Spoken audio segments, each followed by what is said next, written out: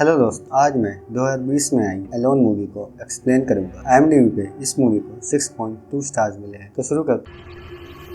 तो मूवी की स्टार्टिंग में हमें एक औरत को दिखाते हैं जिसका नाम जेसिका होता है। वो अपना घर शिफ्ट कर रही होती है और वो काफी इमोशनल लग रही थी। इसी के साथ पहला चैप्टर शुरू होता है जिसका नाम है द रोड। जब जेसिका ड्राइविंग कर रही होती है तब उसे एक कार दिखती है। उसे वो अजीब लगती है। वो उसे ओवरटेक कर रही होती है पर वो कार वाला सेम स्पीड में कार चलाने लगता है, जिससे वो सामने से आने वाले ट्रक से टकराने ही वाली होती है कि वो सिचुएशन को किसी तरह संभालती है। रात को जेसिका जब अपने डैड से कॉल पे बात कर रही होती है तब उसे वही कार वाला फिर से दिखता है। रात को जेसिका अपनी कुछ पुरानी फोटोज देख रही होती है जिसमें उसका पति उसके साथ होता है। उन फोटोज को देखकर वो काफी इमोशनल हो जाती है और अपनी मॉम का कॉल पिक नहीं करती। अगले दिन जब जेसिका अपनी कार में होती है तब उसके पास वो आदमी आता है और कल जो हुआ उसके लिए माफी मांगता है। जेसिका उसकी बातों पर ज्यादा ध्यान नहीं देती और वहाँ से चले जाती है। थोड़ा आगे जाके जेसिका को वो आदमी फिर मिलता है जो बोलता है कि उसकी कार खराब हो गई है, क्या तुम मेरी मदद कर सकती हो। जेसिका को वो आदमी ठीक नहीं लगता तो वो उसे मैं जल्दी में हूँ बोलकर चले जाती है। रात को जेसिका अपनी मॉम से बात कर रही होती है तब हमें पता चलता है कि जेसिका का पति अब इस दुनिया में नहीं है और उस वजह से जेसिका मेंटली टूट चुकी है। वो अपनी फैमिली और फ्रेंड से दूर रहना चाहती है और साथ ही थेरेपी सेशन भी ले रही है। तभी वो कार वाला आदमी वहाँ आ जाता है और जेसिका वहाँ से जाने लगती है। वो जेसिका से बात करना चाहता था पर वो उसकी बात नहीं सुनती और वहाँ से चले जाती है। थोड़ा आगे जाके जेसिका 911 पे कॉल करती है और बोलती है कि एक आदमी उसका पीछा कर रहा है। तभी उसकी कार डिसबैलेंस होती है और रोड के साइड रुक जाती है। वो देखती है कि उसकी कार के टायर को किसी ने नाइफ से कट किया है। तभी कार वाला आदमी वहाँ आ जाता है और जेसिका पे हमला करके उसे बेहोश कर देता है। फिर सेकंड चैप्टर शुरू होता है जिसका नाम है द रिवर।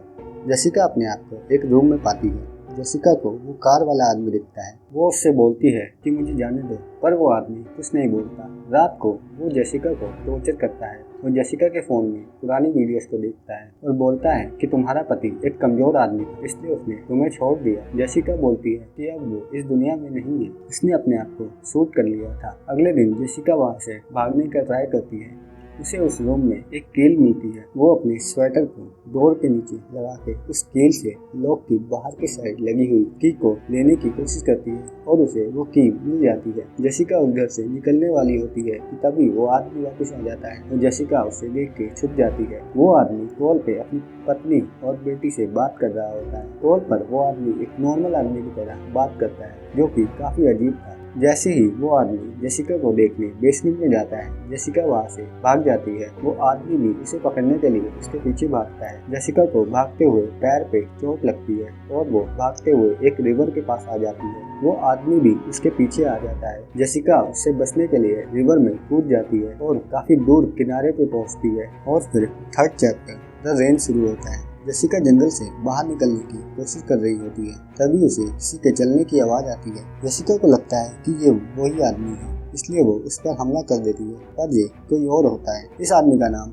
रॉबर्ट होता है। जेसिका रॉबर्ट को बताती है कि एक आदमी उसे मारना चाहता है। रॉबर्ट जेसिका की मदद करता है और उसे खाना और पानी देता है। जब वो आगे जा रहे होते हैं तब वो देखते हैं कि किसी ने रोड को ब्लॉक कर दिया है। जेसिका बोलती है ये जरूर वही आदमी होगा। वो आदमी वहाँ आ जाता है। वो आदमी रॉबर्ट को बोलता है कि जेसिका उसकी बहन है और वो मेंटली ठीक नहीं है। रॉबर्ट को कुछ समझ नहीं आता। जेसिका बोलती है कि मैं इस पागल की बहन नहीं हूँ, इससे इसका फोन मांगो। जब रॉबर्ट उससे उसका फोन मांगता है वो आदमी रॉबर्ट को मारने लगता है और उसी की राइफल से उसे मार देता है। अब चैप्टर 4 द नाइट शुरू होता है। जेसिका उससे बच के भाग रही होती है और रात को बारिश होने लगती है। वो आदमी जेसिका को शूट करता है। जेसिका उससे छुप रही होती है। तब वो आदमी जेसिका को एक चैलेंज देता है। वो अपनी राइफल जमीन में रखता है और बोलता है कि मैं तुम्हें 1 मिनट देता हूँ। वो जेसिका के साथ माइंड गेम्स खेल रहा होता है। वो फिर उसे बोलता है कि तुम्हारा पति एक कमजोर इंसान, उसे तुम्हारे बच्चों का पिता होना चाहिए था, पर देखो